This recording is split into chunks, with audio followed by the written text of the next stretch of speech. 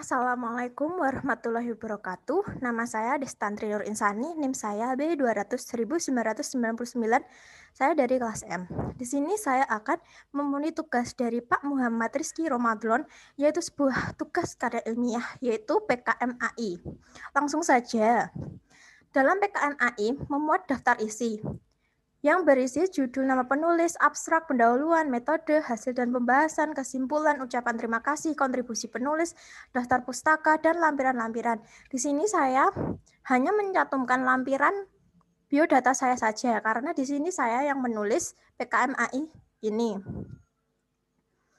Kemudian judul PKMAI saya, yaitu pentingnya penerapan etika bisnis era pandemi COVID-19 bagi pengusaha sebagai upaya meningkatkan kesejahteraan tenaga kerja.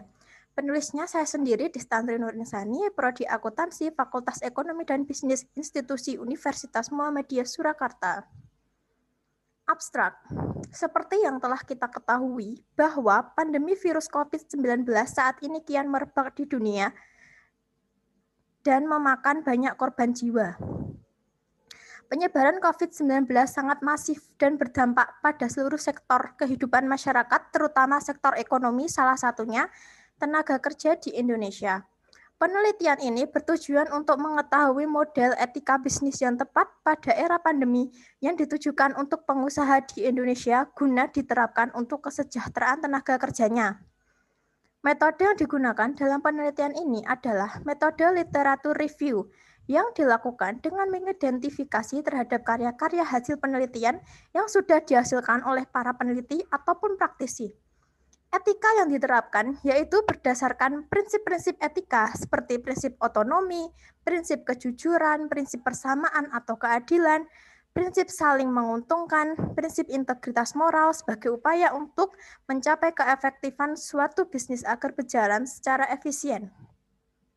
Penerapan etika bisnis di kalangan pengusaha dilakukan demi terwujudnya tenaga kerja yang sejahtera di masa pandemi COVID-19. Kata kuncinya etika bisnis, pandemi COVID-19, pengusaha, kesejahteraan, dan tenaga kerja. Kemudian dalam abstrak, dalam bahasa Inggrisnya, as we all know, the current COVID-19 virus pandemic is endemic throughout the world and has claimed many lives. The spread of COVID-19 is very massive and has an impact on all sectors of people's lives, especially the economic sector, one of which is the workforce in Indonesia.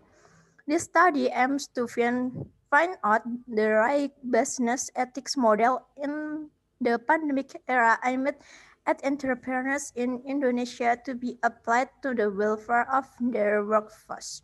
The method used in this study is the literature review method, which is carried out by identifying research works that have been produced by research or practitioners.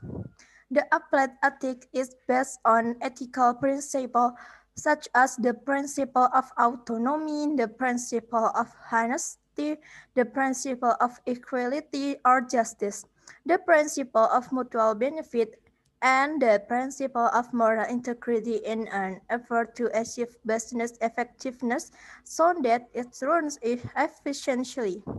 The application of business ethics among entrepreneurs is part of for the realization of a prosperous workforce during the COVID-19 pandemic. Keyword business ethics, COVID-19 pandemic, entrepreneur welfare, and labor. Pendahuluan. Awal tahun 2020, seluruh dunia dikejutkan dengan wabah virus COVID-19 yang saat ini kian melonjak. Kasus penyebaran virusnya dan memakan banyak korban jiwa.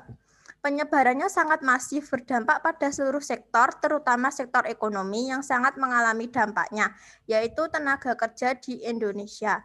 COVID-19 pertama kali muncul di Wuhan, China pada bulan November 2019. Organisasi Kesehatan Dunia atau WHO lalu mengumumkan bahwa virus corona sebagai pandemi global pada Maret 2020. Terjadinya pandemi ini adalah fenomena yang luar biasa karena hampir semua aktivitas manusia di seluruh dunia dibatasi. Kebijakan beberapa negara dalam mengatasi penyebaran virus memaksa negaranya untuk berdiam diri di rumah, sehingga tenaga kerja sangat merasakan dampak pandemi tersebut. Saat ini, pemerintah dihadapkan pada tuntutan dalam menghadapi COVID-19 dan harus bertindak responsif demi mengatasi masalah-masalah yang lebih fatal terhadap sektor bisnis. Penerapan WFH atau work from home bagi pekerja atau karyawan baik pemerintahan maupun swasta dan juga PSBB, pembatasan sosial berskala besar. Ketika PSBB berlaku, banyak tenaga kerja di Indonesia terpaksa dirumahkan dan seluruh perusahaan merasa dampaknya seperti banyak perusahaan akhirnya memutus hubungan kerja dengan para karyawannya atau PHK. Pemutusan kontrak kerja sebelum berakhir, pemotongan upah, bekerja sebagian, dikurangi gajinya, sehingga menimbulkan kemiskinan, pengangguran, laju pertumbuhan ekonomi turun. Hal ini sejalan dengan pasal 164 dan 165 Undang-Undang Nomor 13 Tahun 2003 tentang Ketenagakerjaan yang menyatakan bahwa suatu perusahaan berhak memutus hubungan kerja secara terus-menerus selama 2 tahun atau keadaan memaksa atau force majeure, atau karena melakukan efisiensi. Perusahaan yang memutus hubungan kerja di masa pandemi coronavirus disease atau virus COVID-19 sering menggunakan alasan force majeure. Padahal perusahaan tersebut masih bisa berproduksi seperti biasanya. Hal penting yang menjadi syarat pemutusan hubungan kerja perusahaan kepada tenaga kerja yaitu jika perusahaan mengalami kerugian selama 2 tahun. Sedangkan pandemi coronavirus disease atau COVID-19 belum mencapai 2 tahun. Tentunya hal tersebut tidak etis dalam penerapan bisnisnya. Menteri Ketenagakerjaan Ida Fauziah telah meminta para pelaku usaha agar melakukan pencegahan pemutusan hubungan kerja atau PHK sesuai pasal 151 ayat 1 Undang-Undang Nomor 13 Tahun 2003 tentang Ketenagakerjaan. Para pengusaha diminta untuk mengurangi gaji pokok mereka dan fasilitas bagi pekerja tingkat atas, mengurangi jam kerja, menghapuskan kerja lembur, mengurangi hari kerja, dan merumahkan para pekerja secara bergantian. Akan tetapi, hal ini tidak bisa dilaksanakan oleh pelaku usaha, sehingga pemutusan hubungan kerja terjadi dengan mengabaikan ketentuan-ketentuan yang berlaku. Hal tersebut sungguh sangat tidak etis dalam penerapan bisnisnya. Velasquez 2005-74 berpendapat bahwa etika bisnis adalah studi yang difokuskan tentang moral yang benar ataupun salah, dan berkonsentrasi pada standar moral sebagaimana diterapkan dalam kebijakan, institusi, dan perilaku bisnis yang tepat digunakan dalam mengatasi kurangnya kesejahteraan tenaga kerja. Di dalam etika bisnis, keuntungan bukanlah satu-satunya tujuan organisasi. Maka dari itu, etika bisnis sangat penting diterapkan terutama dalam dunia bisnis yang berkaitan dengan kesejahteraan tenaga kerjanya. Menurut Karen et al., etika adalah prinsip moral dan nilai-nilai yang mengatur tindakan dan keputusan dari seorang individu atau kelompok. Dalam Story and Hales 2010-61, Karaf dalam Sutrisna 2010-57 menyatakan etika bisnis memiliki 5 prinsip, yaitu prinsip ekonomi, prinsip kejujuran, prinsip persamaan atau keadilan, prinsip saling menguntungkan,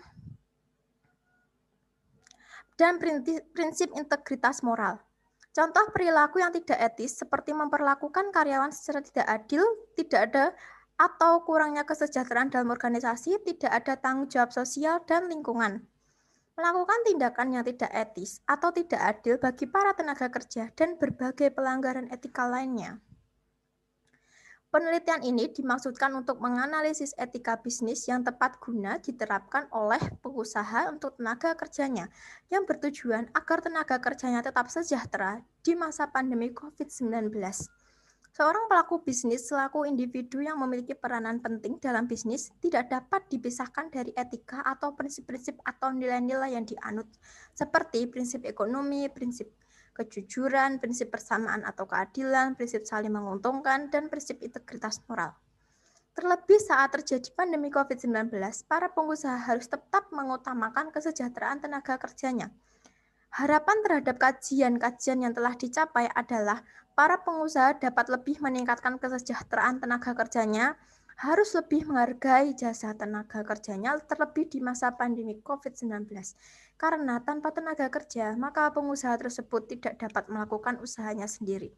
Ketika tenaga kerja sudah sejahtera, maka secara tidak langsung menurunkan tingkat pengangguran sehingga angka kemiskinan menurun, pada akhirnya laju pertumbuhan ekonomi akan meningkat.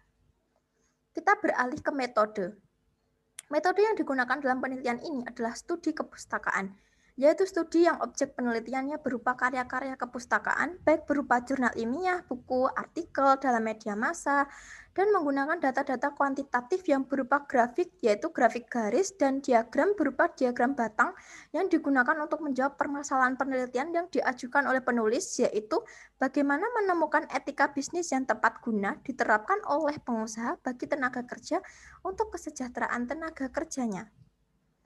Sifat dari studi yang dilakukan adalah descriptive analysis, yaitu memberikan edukasi dan pemahaman kepada pembaca, serta jenis data yang digunakan adalah data sekunder, yaitu dengan mencari sumber referensi berupa artikel ilmiah atau jurnal maupun buku-buku yang relevan dengan penelitian yang akan diuji. Kata-kata kunci. Kata-kata kunci yang digunakan dalam penelitian ini adalah etika bisnis, pandemi COVID-19, pengusaha, kesejahteraan, dan tenaga kerja. Sumber-sumber data yang diakses. Dalam penelitian ini menggunakan sumber data sekunder yang berasal dari jurnal ilmiah atau artikel ilmiah, dalam media pustaka, bahkan dari buku-buku yang sudah teruji keakuratannya sehingga relevan dengan penelitian yang akan diujikan. Sistem penapisan pustaka. Dalam sistem penapisan pustaka ini dilakukan secara bertahap, dimulai dari 1. Mencari beberapa artikel ilmiah atau jurnal maupun buku. Yang kedua, menganalisis isi dari artikel maupun buku yang akan dijadikan sumber referensi agar isi dari artikel ilmiah atau buku yang dianalisis relevan dengan penelitian yang akan diujikan. 3. Jika sudah dipastikan isinya relevan dengan penelitian yang akan diujikan, perlu dipastikan lagi kelengkapan penulisannya. Seperti dalam artikel ilmiah, perlu dipastikan terdapat nama pengarang, tahun publikasi, judul artikel yang relevan dengan penelitian yang akan diuji, sumber penulisan, nomor volume, dan nomor halaman. Sedangkan pada buku, perlu diperhatikan nama pengarang, tahun terbit, judul buku, tempat diterbitkan, dan penerbit. Yang terakhir, yaitu nomor 4, setelah teruji kelengkapan dan kerelevanan isinya, maka gunakan artikel yang sudah teruji keakuratannya tersebut sebagai acuan dalam penelitian yang akan diujikan. Hasil dan pembahasan. Yang nomor 1, tren pandemi COVID-19 di Indonesia. Dikutip dari Fadli 2020, pada 7 Januari 2020, WHO mempublikasikan adanya virus corona baru yang bernama novel coronavirus 2019-nCoV. Pertama kali ditemukan di Tiongkok pada tanggal 30 Januari 2020, menetapkan status gawat darurat pada wabah ini. Di Indonesia, konfirmasi pertama kasus positif COVID-19 dilaporkan pada 2 Maret tahun 2020. Kemudian terdapat grafik yang berwarna biru dilambangkan yaitu positif, berwarna merah artinya sembuh, berwarna hijau artinya meninggal. Gambar ini dikutip dari Gugus Tugas Percepatan Penanganan COVID-19 pada tahun 2020. Gambar 1, perkembangan harian kasus COVID-19 di Indonesia per 30 April 2020. Sejak rilis pertama, tren penyebaran COVID-19 menunjukkan peningkatan dengan penyelidikan kasus positif baru melalui kontak tracking. Tercatat sampai 30 April 2020 secara kumulatif, angka positif COVID-19 berada pada angka 10.118 kasus dengan pasien dalam perawatan 7.804 orang dan meninggal 792 orang. Dikutip dari Gugus Tugas Percepatan Penanganan COVID-19 pada tahun 2020. Bisa dilihat, pada garis biru ini yang melambangkan positif sangat melonjak. Kemudian disusul yang sembuh, kemudian yang meninggal pada urutan bawah. Kemudian 2, dampak pandemi COVID-19, yaitu ada A, pemutusan hubungan kerja atau PHK. Penurunan berbagai aktivitas ekonomi yang berakibat adanya pemutusan hubungan kerja atau PHK dan tenaga kerja yang dirumahkan secara massal. Berdasarkan data dari Kementerian Ketenagakerjaan atau Kemnaker pada tanggal 20 April 2020, terdapat 1,55 juta jiwa tenaga kerja formal yang di PHK dan dirumahkan. Dikutip dari Sandi 2020. Bisa dilihat pada grafiknya mengalami peningkatan terhadap pemutusan hubungan kerja yang ada pada saat ini.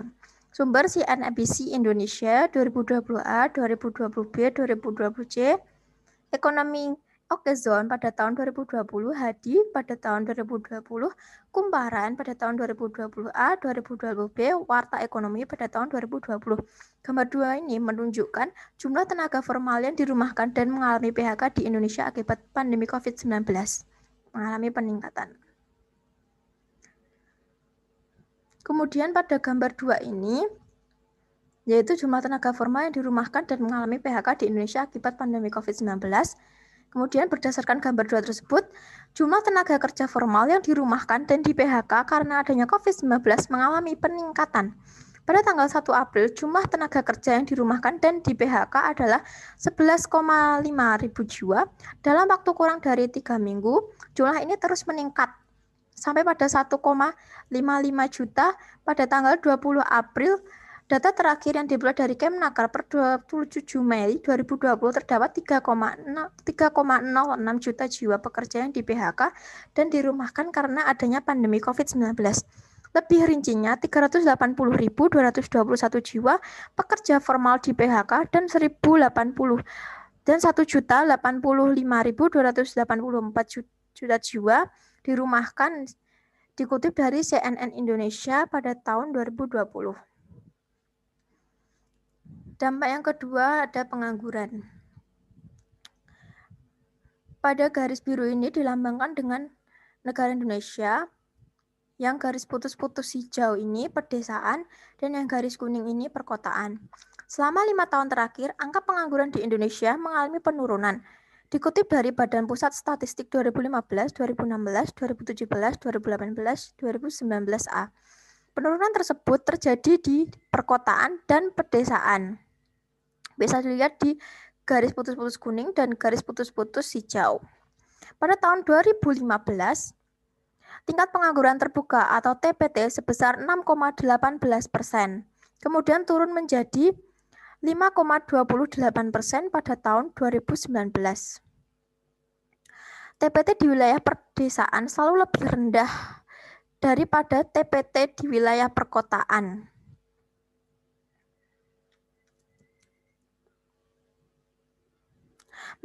Mengindikasikan bahwa lebih banyak tenaga kerja yang tidak dapat terserap di perkotaan.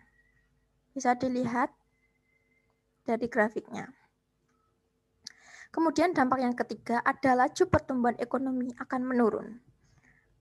Bisa dilihat dari grafiknya ini mengalami penurunan pada laju pertumbuhan ekonominya.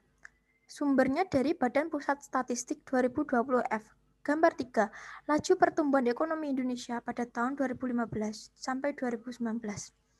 Laju pertumbuhan ekonomi di Indonesia pada tahun 2015 sebesar 4,9% dan terus mengalami peningkatan hingga 5,2% pada tahun 2018.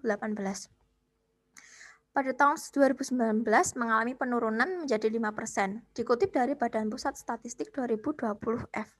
Badan Pusat Statistik 2020B merilis pertumbuhan ekonomi Indonesia triwulan 1 sampai 2020 sebesar 2,97%. Angka tersebut lebih rendah dari triwulan 1 yang menyatakan pertumbuhan ekonominya sebesar 5,07%. Pada APBN 2020, laju pertumbuhan ekonomi di Indonesia ditargetkan mencapai 5,3%. Namun, target tersebut diestimasikan tidak berhasil karena COVID-19. Kemudian dampak yang keempat ada kemiskinan. Yang bisa dilihat dari diagram batangnya tersebut. Sumber Badan Pusat Statistik 2020F.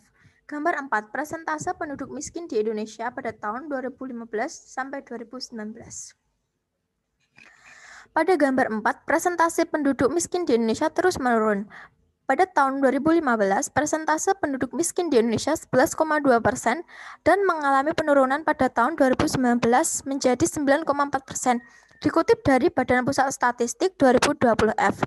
Studi yang dilakukan oleh United Nations University dalam McKeever 2020 menyatakan bahwa pandemi COVID-19 dapat mengakibatkan 420 juta hingga 580 juta atau 8% penduduk dunia akan mengalami kemiskinan. Para peneliti memperingatkan penyebaran COVID-19 dapat menimbulkan tantangan baru bagi UN Sustainable Development Goal untuk memberantas kemiskinan pada 2030. 3. Prinsip etika bisnis yang tepat guna diterapkan oleh pengusaha bagi tenaga kerja. Yang pertama ada prinsip otonomi atau autonomi, mengacu pada kemampuan mengambil keputusan dan bertindak berdasarkan kesadaran tentang hal-hal yang baik untuk dilakukan dan bertanggung jawab secara moral terhadap keputusan yang diambil. Misalnya, permintaan penduduk menurun akibat adanya pandemi COVID-19 yang menyebabkan harus diberhentikannya hubungan kerja para tenaga kerja. Perusahaan harus bisa bertanggung jawab dengan cara membantu karyawan atau tenaga kerja yang diberhentikan untuk memperoleh pekerjaan di tempat lain atau melatih mereka kembali guna ditempatkan pada pekerjaan lain di dalam perusahaan. Kemudian yang kedua ada prinsip kejujuran, bertujuan untuk menjauhkan bisnis dari tindakan curang atau menipu. Jika perusahaan menerapkan sifat kejujuran, maka konsumen akan bersimpati terhadap perusahaan tersebut dan akan terus memberi produk dari perusahaan tersebut sehingga omset perusahaan terus bertambah mengakibatkan di PHK-nya tenaga kerja sebagai sesuatu yang mustahil. Yang C ada prinsip persamaan atau keadilan.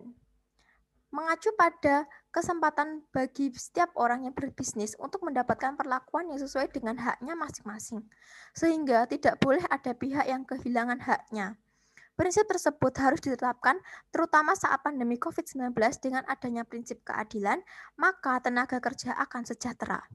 D. Prinsip saling menguntungkan, mengacu pada semua orang untuk memikirkan keuntungan bagi setiap pihak yang terlibat dalam bisnis. Perusahaan harus memikirkan keuntungan bagi pemegang saham, bahkan tenaga kerja. Jangan hanya memikirkan keuntungan bagi pemilik perusahaan itu sendiri. Prinsip integritas moral, berfokus pada keharusan para pelaku bisnis untuk menjaga nama baik, dapat dipercaya dan menjadi perusahaan terbaik. Untuk menjaga nama baik perusahaannya, perusahaan dapat melakukan dengan cara tidak berlaku sewenang-wenang terhadap tenaga kerjanya, meningkatkan kesejahteraan pihak yang terlibat dalam bisnisnya, terutama bagi tenaga kerja yang terdampak pandemi COVID-19. Kesimpulan, pandemi COVID-19 telah berdampak pada seluruh sektor, terutama pada sektor ekonomi, terutama dialami pada tenaga kerja di Indonesia.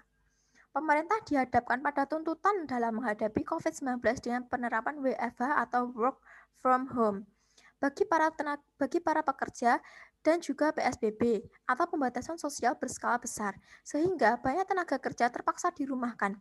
Banyak perusahaan yang memutus hubungan kerja dengan karyawannya dengan alasan force majeure, padahal perusahaan tersebut masih bisa berproduksi, sehingga melahirkan kemiskinan, pengangguran, laju pertumbuhan ekonomi menurun. Menteri Ketenagakerjaan Ida Fauziah pun turun tangan meminta para pelaku usaha agar mencegah pemutusan hubungan kerja atau PHK. Akan tetapi, hal tersebut juga tidak bisa dilaksanakan para pelaku usaha dan mengabaikan segala ketentuan yang berlaku. Tindakan tersebut sangat tidak etis. Untuk itu perlu diterapkan etika bisnis yang merupakan studi yang difokuskan tentang moral yang benar ataupun salah dan berkonsentrasi pada standar moral sebagaimana diterapkan dalam kebijakan ataupun institusi dan perilaku bisnis menurut Velasquez 2005-74.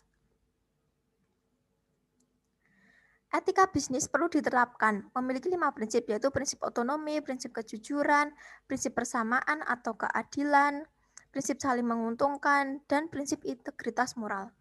Prinsip otonomi mengacu pada kemampuan untuk mengambil keputusan dan bertindak berdasarkan kesadaran tentang hal-hal yang baik dan bertanggung jawab atas keputusan yang diambil, yaitu ketika mengalami penurunan omset, terpaksa memberhentikan karyawannya untuk bekerja, tetapi perusahaan tersebut harus bertanggung jawab untuk membantu mencarikan pekerjaan karyawan tersebut di tempat lain atau memberi pelatihan untuk ditempatkan pekerjaan lain di perusahaan tersebut. Prinsip kejujuran untuk menjauhkan bisnis melakukan tindakan curang atau menipu, yaitu menerapkan sikap jujur sehingga pelanggan akan bersimpati terhadap perusahaan tersebut, mengakibatkan omset perusahaan tersebut naik sehingga kemungkinan memberhentikan karyawan akan sangat mustahil. Prinsip persamaan atau keadilan untuk mendapatkan perlakuan yang sama sesuai haknya masing-masing bagi orang yang berbisnis. Dengan adanya prinsip keadilan, maka tenaga kerja akan sejahtera. Prinsip saling menguntungkan, mensyariatkan semua pihak bersedia memikirkan keuntungan bagi setiap yang terlibat dalam bisnis, sehingga tidak boleh hanya satu pihak saja yang diuntungkan dalam berbisnis. Prinsip integritas moral, yaitu keharusan para pelaku bisnis untuk menjaga nama baik dengan cara salah satunya yaitu tidak memberhentikan tenaga kerja secara sewenang-wenang. Penelitian ini bertujuan untuk menganalisis etika bisnis yang tepat guna diterapkan oleh pengusaha untuk tenaga kerjanya agar tenaga kerjanya tersebut sejahtera, terbebas dari kemiskinan, terbebas dari pengangguran, terbebas dari pemutusan hubungan kerja atau PHK, sehingga laju pertumbuhan ekonomi naik. Keterkaitan CEO dengan perusahaannya merupakan dasar untuk budaya etika. Jika perusahaan telah dituntut untuk berlaku etis, maka manajemen tingkat tinggi harus bersikap etis dalam segala sesuatu yang dilakukan agar kesejahteraan setiap orang yang terlibat dalam bisnis, terutama tenaga kerja, dapat terpenuhi. Ucapan terima kasih. Penulis mengucapkan terima kasih yang sebesar-besarnya kepada pihak-pihak yang telah membantu dalam kelancaran penulisan PKMAI ini. Dengan kerendahan hati, penulis mengucapkan terima kasih yang sebesar-besarnya kepada 1. Muhammad Rizky Ramadan, SPD MPD, selaku dosen Bahasa Indonesia yang telah memberikan tugas pembuatan karya ilmiah, sehingga saya dapat mempelajari pembuatan program kreativitas mahasiswa sesuai dengan pedoman PKM. Yang kedua, saya berterima kasih kepada Kementerian Riset, Teknologi, dan Pendidikan Tinggi Republik Indonesia selaku penyelenggara dan pendukung program aktivitas mahasiswa atau PKM. Kontribusi penulis. Saya sendiri selaku penulis dalam pembuatan program kreativitas mahasiswa yang menyiapkan naskah, menganalisis data, mereview dari berbagai literatur untuk dikembangkan dalam penelitian program kreativitas mahasiswa artikel ilmiah atau PKMAI ini. Kemudian daftar pustakanya sudah terlampir. Saya mengutip dari berbagai jurnal ilmiah maupun buku yang sudah terlampir. Kemudian lampiran-lampiran. Di sini saya hanya melampirkan identitas saya sendiri karena yang menulis PKMA ini adalah saya sendiri sebagai individu. Kemudian ada kegiatan kemahasiswaan yang pernah saya ikuti. Berikut sudah terlampir. Semua data yang saya isikan dan tercantum dalam biodata ini adalah benar dan dapat dipertanggungjawabkan secara hukum. Apabila di kemudian hari ternyata dijumpai ketidaksesuaian dengan kenyataan, saya sanggup menerima sanksi. Demikian biodata ini saya buat dengan sebenarnya untuk memenuhi salah satu persyaratan dalam pengajuan PKMAI. Surakarta 11 Juli 2021, anggota Distantri Nur Insani. Terima kasih atas perhatiannya. Wassalamualaikum warahmatullahi wabarakatuh.